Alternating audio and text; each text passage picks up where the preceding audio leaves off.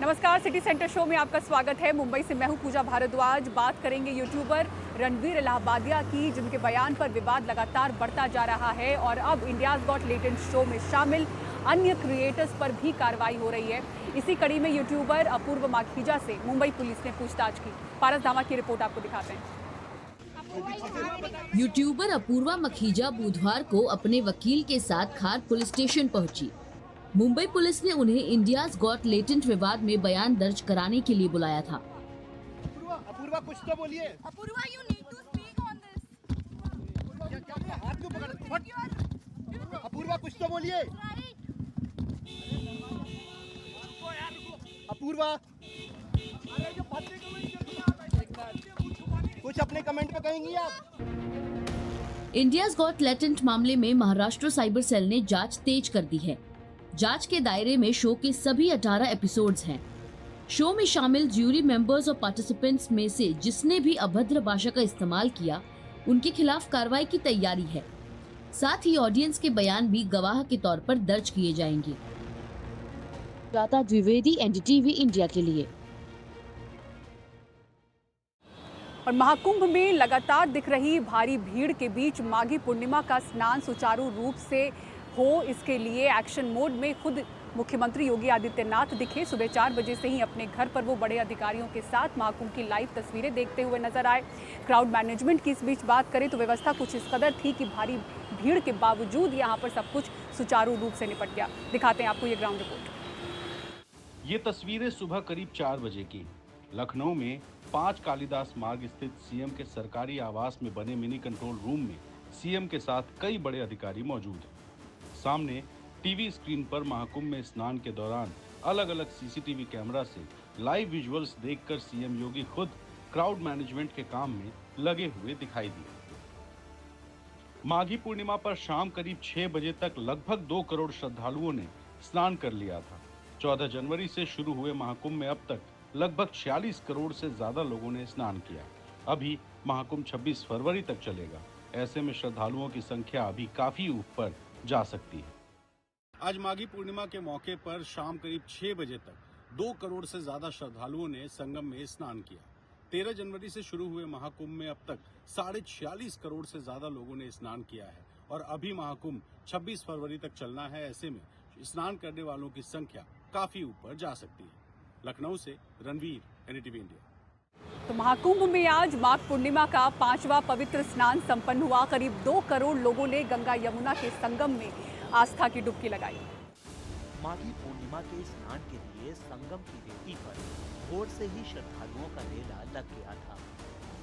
ऐसे में सुरक्षा व्यवस्था के बीच श्रद्धालुओं ने पवित्र स्नान किया। इस दौरान हेलीकॉप्टर से श्रद्धालुओं पर पुष्प वर्षा भी की गई। माघी पूर्णिमा के स्नान के साथ ही माघ और 1 महीने से चल रहा श्रद्धालुओं का कल्पवास दोनों समाप्त हो गए। बुधवार को संगम स्नान के साथ ही बड़ी संख्या में कल्पवासी अपने घर की ओर रवाना हो गए। बसंत पंचमी की तरह ही माघ पूर्णिमा का महाकुंभ में स्नान सकुशल संपन्न हुआ। अब अगली बड़ी चुनौती प्रशासन के सामने महाशिवरात्रि के स्नान को लेकर है, जो 26 फरवरी को है। इसके साथ ही आधिकारिक तौर पर महाकुंभ का समापन हो जाएगा। प्रयागराज के महाकुंभ नगर में सहयोगी सचिन गुप्ता के साथ पल्लव मिशन, टीवी इंडिया। और अगली खबर आपको मध्य प्रदेश से हम दिखाते हैं। मध्य प्रदेश पुलिस हर महीने हजारों पेन ड्राइव खरीद रही है। भारतीय न्याय संहिता में ऐसा करना जरूरी है। नया कानून कहता है कि हर बयान, हर साक्ष्य, घटनास्थल की जो वीडियो रिकॉर्डिंग है वो पेन ड्राइव में ही कोर्ट में पेश करनी है। पर दिक्कत ये है कि इसकी वजह से हर थाने का हर महीने का बजट गड़बड़ हो रहा है। दिखाते हैं आपको विशेष रिपोर्ट।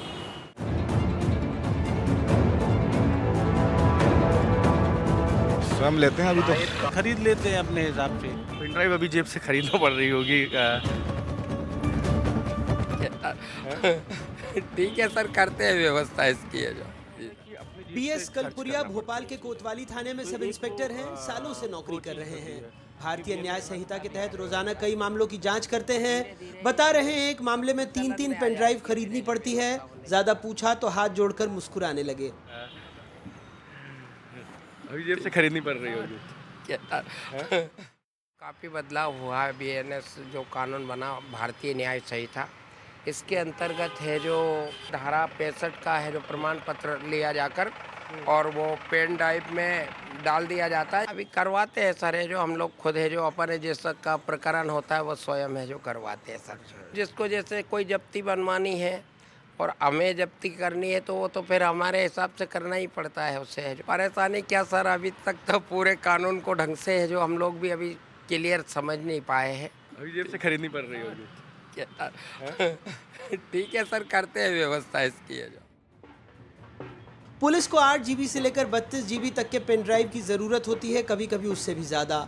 8 GB वाली पेन ड्राइव ही 300 रुपये तक आती है। कभी कभी हमें खुद से वे करनी पड़ती है, नहीं तो शासन से मिल जाती है। तो वे करने में भी अपने ही जेब से जाना पड़ रहा होगा उसमें। हाँ, कभी कभी करना पड़ता है ऐसा। अच्छा, तो पेन ड्राइव अभी जब आएंगी जब वितरित होगी? हाँ, सभी थानों में यही स्टेटस है लगभग? लगभग सभी थानों में से ही है। अभी तो नहीं आया, खुद लेना पड़ती है हमको। अच्छा, कितनी की एक पेन ड्राइव पड़ती है सर? वो जीबी के ऊपर है, कितने अपन को कितना बड़ा वीडियो के हिसाब से 500-600 की तो पड़ती होगी कम से कम। अच्छा, एक मामले में कम से कम 3 से 4 पेन ड्राइव पड़ जा रही हैं क्या? 3 बनाना पड़ती हैं। 3 बनाना पड़ती है? कोर्ट में देते हैं, एक मालखाने में होती है, एक अपन डायरी के साथ भेजते हैं। अच्छा, सभी स्वयं ले रहे होंगे? लगभग सभी थानों की स्थिति यही है? सब थानों की नहीं, हम अपने थाने की बता रहे हैं। ये भी जेब से ही चल रहा है। सब इंस्पेक्टर प्रेम नारायण को भी नौकरी में 30 साल गुजर गए। 15 साल से विवेचना अधिकारी की जिम्मेदारी संभाल रहे हैं। थाने में पेन ड्राइव हजारों का खर्च लेकर आया है। पेन ड्राइव बनवाना पड़ती है जिससे कि पेन ड्राइव बहुत सुरक्षित रहती है और उसका डाटा भी खराब नहीं होता है। कम से कम 2 बनवाना पड़ती है, एक हमको न्यायालय के लिए प्रस्तुत करना पड़ती है, एक हमारे रिकॉर्ड के रूप में सुरक्षित रखना पड़ती है। खरीद लेते हैं अपने हिसाब से, फिर खरीदना पड़ेगी क्योंकि संकलित साक्ष्य तो इकट्ठे करना ही पड़ेंगे ना।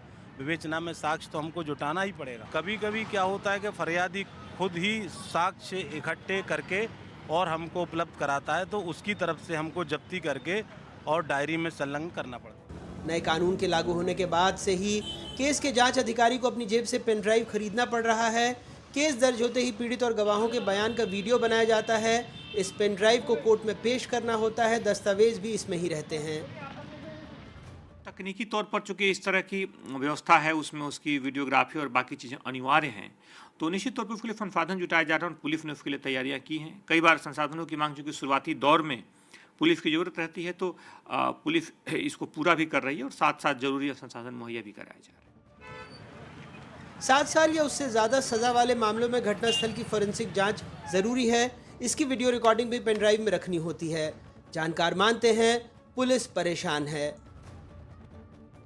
यानी कि प्रारंभिक स्तर पर दिक्कत तो आ रही है क्योंकि जितने अभियुक्त होते हैं उस हिसाब से पेन ड्राइव प्रत्येक को देना अनिवार्य है। कभी कभी क्या है बजट फंड के अभाव में, जैसे 3 अभियुक्त हैं मान लो, तो तीनों का अगर वकील एक हैं तो एक ही दे देते हैं। नियमानुसार तो देना आवश्यक। पेचीदगी यही बजट की है।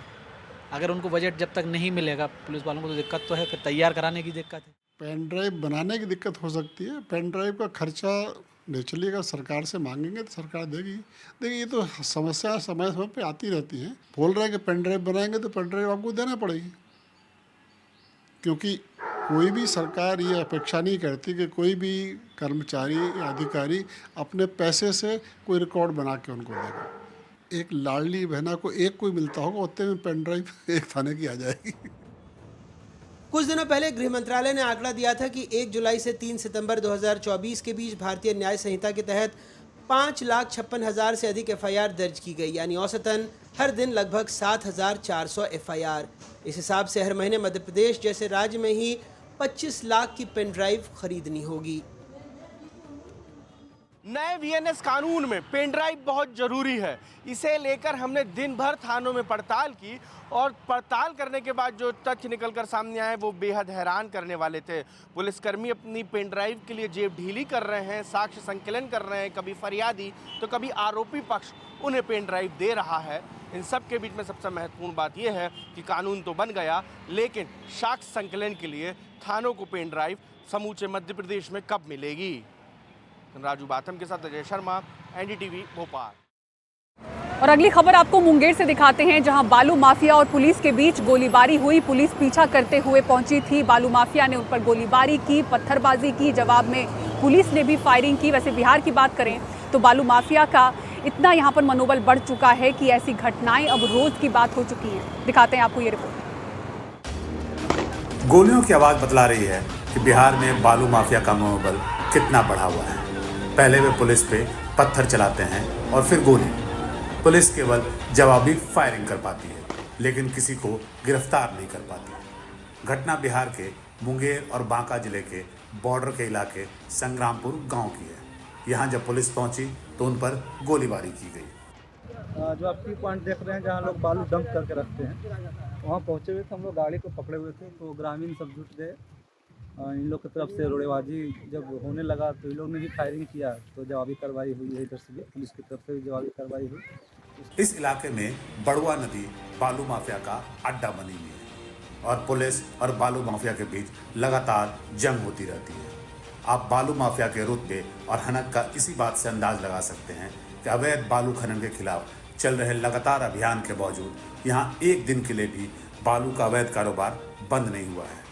ज़्यादातर मामलों में गांव वाले भी बालू माफिया का साथ देते दिखते हैं, क्योंकि इससे उनका फायदा होता है।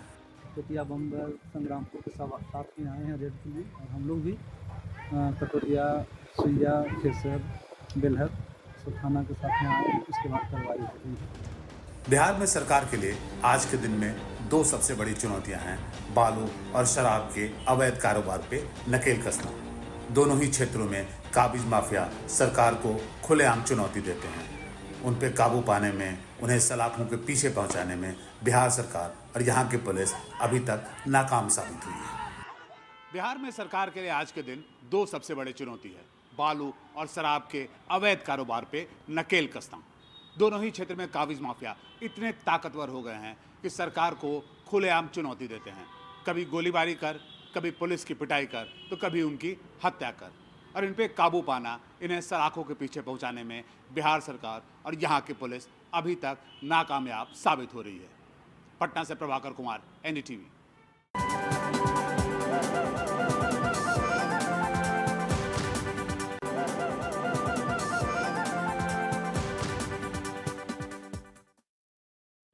और इजराइल के आयरन डोम की तरह ही भारत ने भी अपना रक्षा कवच तैयार कर लिया है। इससे मिलिट्री के साथ ही सिविलियन एसेट की सुरक्षा होगी।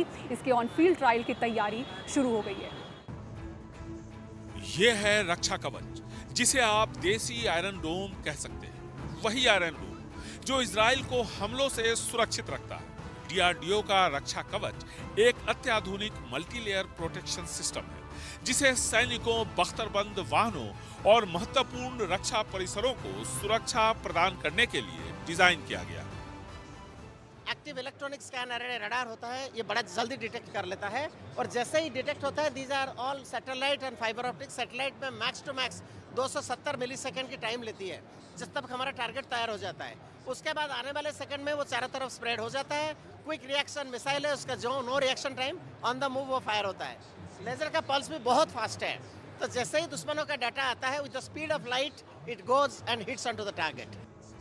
रक्षा कवच का मकसद सशस्त्र बलों को आधुनिक तकनीक पर आधारित सुरक्षा प्रदान करना है, ताकि युद्ध क्षेत्रों में खतरों से सैनिकों को सुरक्षित रखा जा सके, साथ में सैनिक ठिकानों को भी। बेंगलुरु से कैमरामैन कुमार के साथ निहाल किदवई, एनडीटीवी इंडिया। और सिटी सेंटर शो में इतना ही। पूरी टीम को दीजिए इजाजत। खबरों के लिए देखते रहें एनडीटीवी इंडिया। नमस्कार।